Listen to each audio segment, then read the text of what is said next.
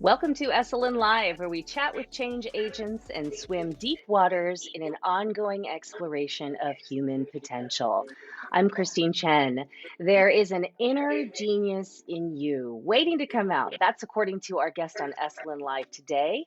Bill Donius is a New York Times bestselling author who wants to help you unlock your right brain and your potential. He is the author of Thought Revolution, How to Unlock Your Inner Genius. Bill Donius joins us on Esalen Live today. Hi. Hi, Christine. Thanks for the invite. Yeah, nice to see you. I'm looking forward to learning a little bit more. How this relates to human potential, there is a neuroscience that you or we can tap into to unlock this potential within us that are you saying comes from the right brain? Tell us a little bit more. Roger Sperry was awarded for his a Nobel Prize for his research detailing hemispheric division in the brain, and specifically that the left hemisphere is independent from the right and does different things. And we've learned a lot since then. But what I found is that this work is resonates in psychology. It's how I learned about it initially in therapy, and I found it to be really extremely effective for creative problem solving, especially in those areas where we get stuck. Mm. So, if you're just joining us, we're with New York Times bestselling author Bill Donius. We're talking about our potential, examining the right versus left brains, and our creativity and how that can be unlocked. If you have any sort of questions for Bill, put them in the chat, send him some love, send him some support, and we'll talk a little bit more about this and then might spark some questions. So, feel free to comment, tell us where you're coming from, and maybe even your definition of creativity. So, as you're talking about the two hemispheres, Bill, we have this graphic here or this picture that shows us the right versus the left brain. Can you talk a little bit more about this, what both sides are in charge of, and then how they intersect and what this does for our creativity and potential?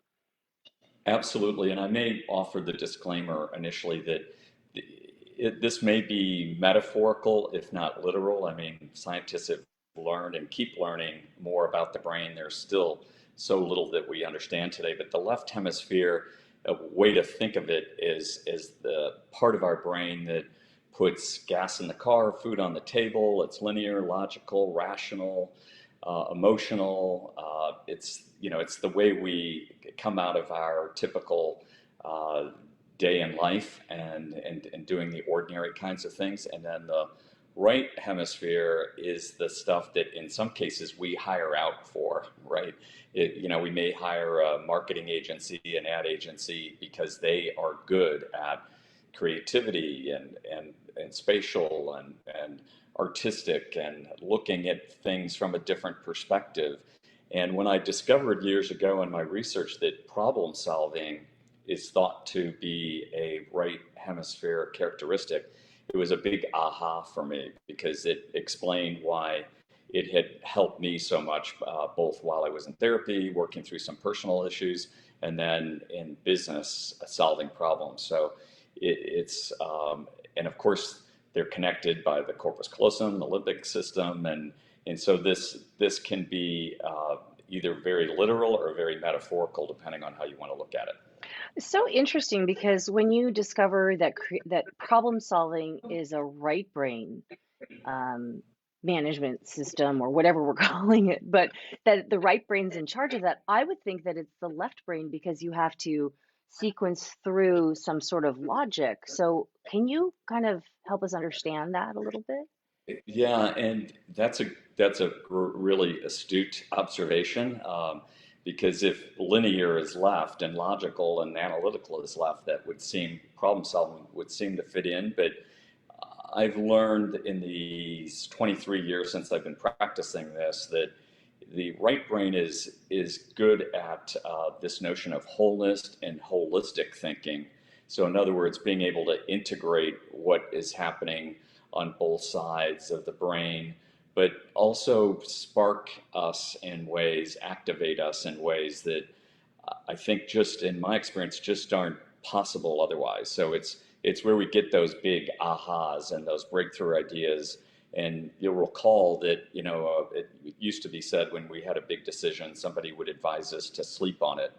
And so this is sort of like the brain's equivalent of letting these problems, these ideas roll across both hemispheres, and it's and in the act of dreaming, or in other times in life where our brain is occupied doing something kind of basic, just called the default mode network in the brain, like swimming or showering or driving down a country road.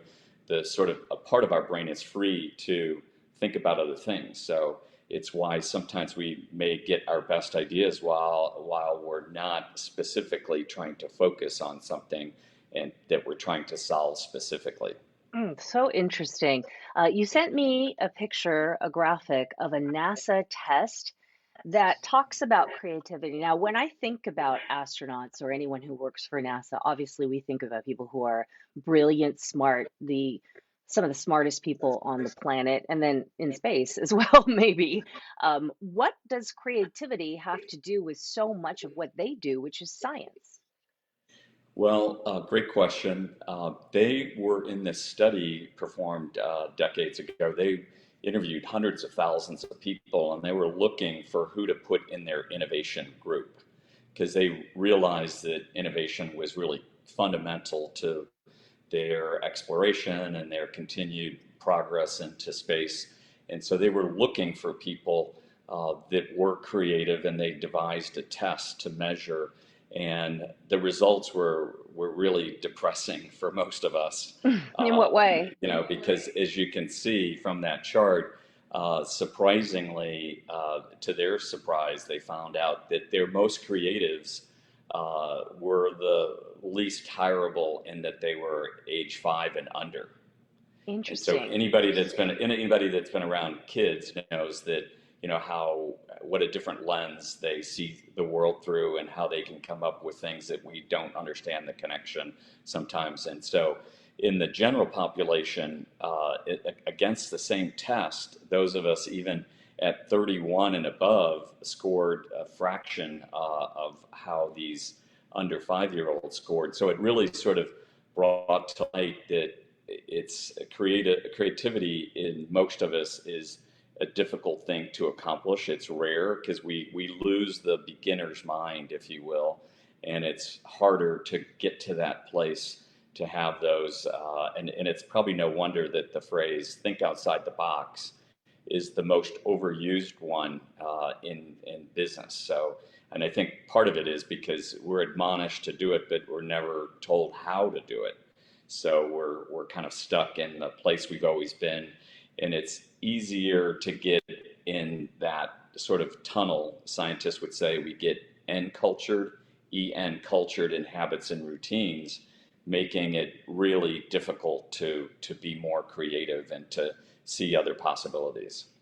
Well, we want to say hello to Jacqueline from New Zealand, who's absorbing some of this wisdom from Bill Donius. If you were just joining us on Esalen Live, we're with the author of Thought Revolution, How to Unlock Your Inner Genius. And we're talking about creativity. So feel free to float some comments, a little bit of support for everything that he's saying, if it's helpful to you at all. And I want to ask you with regards to the NASA study and what you just mentioned about losing our creativity and as adults and children being so creative, how do we then as adults come back to that beginner's mind and resurrect that place that is more limitless and boundless? What can we do? That's the penultimate setup question. So thanks for You're asking that. welcome. I didn't even prompt you that way, which is great. I'm glad you're thinking that way, because this, in my view, learning how to activate the right side of the brain is the reason for uh, becoming more creative. It's the reason for when those cases where we're stuck and we don't know what else to do, and that this is sort of the anecdote to getting past our 5-year-old selves, so that we can go to a place that is going to turbocharge our creativity. And working, when I work with groups, I have an exercise that we do where it's actually, I don't tell them at the time, but it's actually a creativity test that 5-year-olds and 10-year-olds and school children perform. And they can see the power of this process when they take that test using their conventional thought process, and then they put this test through their right side of their brain, and then they get answers that they deem to be way more interesting, creative, and better. So it proves out pretty quickly. Can you give us a little peek at that? I know it's probably much more complex than we have time for, but what do you mean by a creativity test that brings Yeah, out your inner child? well, it doesn't really, well, I guess it could be, and that may be another way to think about bringing out your inner child, but it's essentially just drew it. And I don't know if my light is too bright here to see. Just Maybe. hold it still, and we can see it. Wow. Okay. It's actually, that's my writing, and then this is a version of that test. It's basically a series of red boxes. And so participants are asked to describe what they see and write it down, as many things as they see. Hmm. And in doing this for about 13 years now with individuals and audiences, the average person will come up with 4 to 5 answers to that question. And the more creative in the population may come up with 14 to 15 answers. So what happens is we get governed by the appropriateness of our answer, and then it limits our creativity because we don't want to say something too crazy, so we don't say it. And so, but moreover, when we learn to activate the right side of the brain, my experience is that audiences will come up with typically 2 to 3 times more answers, but not just for the sake of quantity. They're also coming up with what they deem to be better answers from the quote right side of the brain. Hmm. This is fascinating. And if you are appreciating what bestselling author Bill Donius is chatting about, which is unlocking our creativity by unleashing and tapping into the right brain, then go ahead and send him a little support, maybe a thumbs up emoji, or any questions that you have for him, maybe even your concept of creativity. To dovetail off that, what you just said, Bill, the idea of us getting older and the environments that we're in, the workplace, and so on. And when we come up with an out of the box solution, but we're not invited to come up with an out of the box solution, puts us in a place where we don't want to say something quote unquote wrong. And that feels like the place where we're kind of limited. So how can we shift our thinking? Does it have also to do with courage, like to be courageous to be creative in maybe a world that doesn't embrace creativity in adulthood?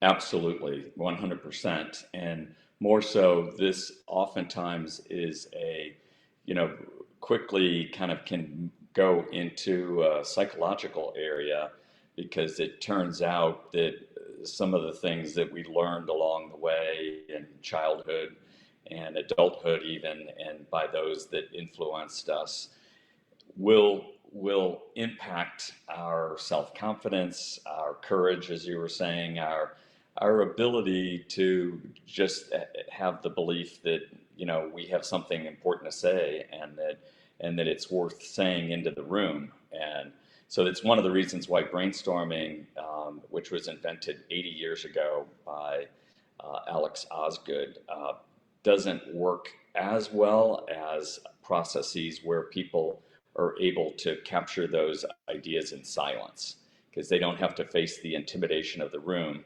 They can share those ideas later, but many people are reluctant to be, all of us probably are to varying degrees reluctant to be embarrassed in a situation. So we can potentially hold back, but moreover, it's really about understanding why we're holding back and then learning how to move forward and access the place that can make us better problem solvers.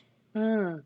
And so, of course, Esalen, this is all about where we try to practice unlocking potential. diving into places that might even be scary, places that we haven't experienced exploration before. What would you recommend for those of us watching and desiring the idea of unlocking a little deeper part of our creative selves? What would you recommend as practices, or how do we begin? Well, there are a number of resources out there. The a couple come to mind. Dr. Lucia Capagnoni, who I studied with, wrote the book "Recovery of Your Inner Child," which is a good read if it relates to a difficult, abusive childhood. Uh, there's the book "Drawing on the Right Side of the Brain." Um, I also obviously wrote a book on this topic, and my intention really was to attempt to simplify all of kind of what was out there and make it more user friendly for kind of a mainstream audience that's looking at their own life or looking at issues at work. Um, if you're not a reader, I gave a few years back a TEDx talk on the topic. It's on my website, williamdonius.com. That's probably the fastest way because that's 18 minutes on how and why this works, and including an opportunity to experience it live with the audience that I delivered that talk to. So that's a quick way to do it. We could potentially do it here in this segment if you have enough time. It's up to you. It's the good news is, although it sounds uh, inconceivable that this is even possible, uh, the good news is it's potentially challenging for type A's because they have to learn to let go and get that kind of noise and even inner critic out of their ear long enough to allow for this process to work, and thereby be able to kind of go and get the good stuff. So it's not complicated, even though it sounds bizarre that it's possible. I guess the proof is ultimately in the pudding. Mm. How long would this take, just this one little exercise? Like a couple minutes, do you think? Because I'm willing to stay. I think a lot Yeah, of others are as well. I think we could do this as a quick demonstration Let's do it. probably Let's do it. in probably If you're four to on board five with minutes. Yeah. this, okay. If you're on board with this, give us a thumbs up. We're going to go a little longer on Esalen Live just to experience this with Bill Donius. It's very rare that you get to talk to someone who's an expert on unlocking creativity. His first workshop is sold out already, so we added a second one. So if you're here and you want to do this, give us a thumbs up. Oh, so much love. Let's do it. Okay, go for it, Bill. Okay. So the premise here is that the audience may know that the left side of the brain controls the right side of the body, and interestingly, 92% of us are right-handed. So I think it really explains a society that really, you know, worships, and maybe that's too strong a word. Really, it's where it's important to, you know, value logical thinking, linear, rational. And so it sort of comes out of, originates maybe more in that left side of the brain. But the way this works is it's the non-dominant hand, uh, regardless of handedness, as it turns out. It's the non-dominant hand that allows us to access this place. And Einstein had a great quote on this. He said, we are a society that kind of honors the faithful servant, but has forgotten the sacred gift. So and he was alluding to that part of our genius that I think in my parlance comes out of the right side of the brain. But let's see how this goes. So what I'd like you to do, if you're following along at home, you'll need a paper and a pen for this, unless you have a stylus Okay, a and an paper and a iPad. pen. A paper and a Yes. pen. Yeah. So what I want you to do first is just write your name with your non-dominant hand. And even doing that for most of us is a little strange because we're not used to doing that. There are plenty of people that are ambidextrous in the population, by the way, including Leonardo da Vinci, who famously could write with one hand while simultaneously painting with another. So unlike what we just did, though, in the handwriting of writing with our non-dominant hand, this would just be a poor handwriting exercise if that's all it was about. But what we're going to try to do in this next round is activate the neural pathways from the non-dominant side of our body through the neural pathways to the right side of our brain. And so I can't force this to happen, so I'll invite listeners to potentially close your eyes, get into that state of flow, which is also, if you're a meditator, you'll be very familiar with this space where you're able to let your mind go blank and not be thinking about anything. And I'm going to ask you a question, and then just write down whatever comes to mind. Okay, so the question that I want to ask is, and let's do this. I'm gonna adhere to what I typically do. I was gonna try to shortcut it, but what I'd like to do is let's switch hands and write the answer to this question with your dominant hand first, just so we sort of have a proxy for conventional thinking. And the question is applying to each of us. If I were an animal, what animal would I be? Write down your answer. Okay, so So the question is, if you were an animal, what animal would you be? Write it with your dominant hand. correct. So this is representative of how we think about things, right? We maybe think of one immediately and we write it down, or we think about a range of animals and we write one down. It requires a little bit of thought, interpretation, application. So hopefully everybody's got an answer. Actually, we And have a little comment from Hetty, I think. I can actually write fine with my right hand. I'm left-handed, but do everything else with the right. Pretty sure I can also write with my right hand if I practiced. I don't know if you have a comment about that for Hetty.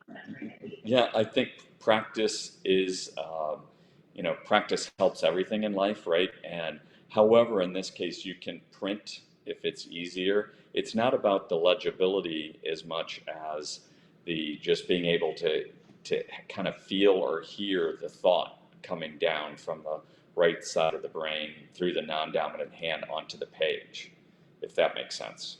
Sure. And then what do we do next, Bill? Okay, now we're going to switch hands. And I'd like everybody to go to the non-dominant hand and relax, maybe close your eyes, reset your brain, let it even flatline, if you will. No judgment here. Whatever comes up, some people describe that they hear it, feel it, see it. It may take 1 second, it may take 30 seconds. And like riding a bike, since this is new to you, potentially if you're young and just learning how to ride a bike, it feels weird, the whole balance thing. So just kind of let go and trust that it's possible. And I'll ask the question, write down whatever comes to mind. The question is, as it applies to you, is if I were an animal, what animal would I be? Bam. Write down your answer. So it's applying to you. If you were an animal, what animal would you be? Bam. Write it down. And those of you who have written it down already, if you want to share some thoughts about either what animal that you wrote down or something that manifested on the page, go ahead and add it to the chat, and then Bill will maybe take some time to sort of process it for us a little bit. We're with New York Times bestselling author Bill Donius, whose first workshop at Esalen was sold out. We've added a second one. It's all about unlocking your right brain. We've just done an exercise. And if you have any comments about animals or what manifested on the page, put it in the chat box here. I wanted to ask you though, Scott says different feeling. Thank you very much, Scott. I want to ask you though, how does that then, what we did with the two hands and writing with the two hands, how does that apply to real life and getting more creative? Well, it applies very directly because, as it turns out, this um, non-dominant hand is the activation point to the right side of the brain. So, although we did kind of a somewhat, fun question, it does have some psychological underpinnings, by the way, and so we can learn more just in that very question about why we wrote a certain animal the second time through, identified by our right brain. That's an opportunity to learn more about ourselves right there.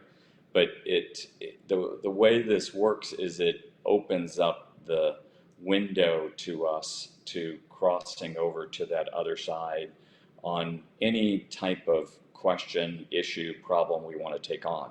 So I've had entire divisions of a manufacturing company, by the way, all together simultaneously thinking about why their sales are down, or why what they can, how they can innovate to take a product that isn't working so well and make it perform better, or um, just simply how to improve the bottom line. Or for individuals, it's why have I always had a contentious relationship with my mother, my father, my father-in-law, my boss?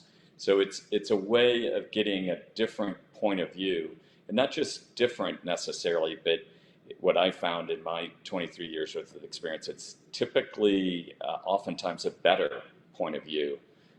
And it's especially helpful when we're already stuck and we haven't solved that problem any other way. This is an opportunity to go into our brain and see what else is rolling around up there.